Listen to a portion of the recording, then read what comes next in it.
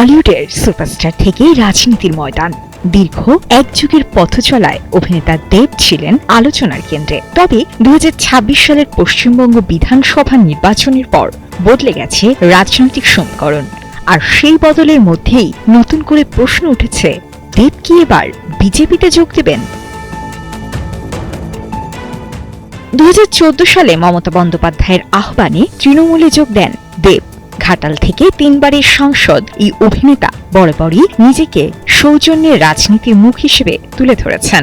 বিরোধীদের আক্রমণ নয়, উন্নয়নের বার্তাকেই সামনে রেখেছিলেন তিনি। কিন্তু নির্বাচনের ফল প্রকাশের পর সামাজিক মাধ্যমে ভাইরাল হয় একটি ভিডিও। সেখানে দেবকে ঘিরে শোনা যায় চোর চোর স্লোগান। এরপর থেকেই নেট দুনিয়ায় শুরু হয় আলোচনা। অনেক ভক্তই দেবকে অনুরোধ করেন, রাজনীতি ছেড়ে এবার পুরোপুরি অভিনয় ফিরুন দেব। মোনালিসা হেভি ফ্লোর 15 পিস প্যাকেটের সাথে 8 পিসের একটি প্যাকেট একদম ফ্রি। বিশ্লেষকদের মতে ক্ষোভটা মূলত রাজনৈতিক দেবকে ঘিরে, অভিনেতা দেবকে নয়।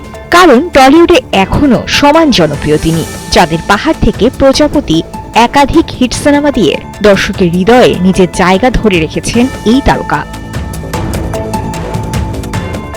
বিজেপির জয়ের পর ফেসবুকে নতুন সরকারকে শুভেচ্ছা জানান দেব, আর তারপরই জোরালো হয় গুঞ্জন, তাহলে কি গেরুয়া শিবিরে যাচ্ছেন তিনি? তবে এ বিষয়ে দেবের স্পষ্ট বক্তব্য, বিজেপির রাজনীতিতে বিশ্বাসী নন তিনি। রাজনীতি না করলে জীবন চলবে না এমন নয়। শুধু তাই নয়, ভক্তদের উদ্দেশ্যে দেব জানান, এখন তিনি রাজনীতির চেয়ে অভিনয় বেশি মন দিতে চান।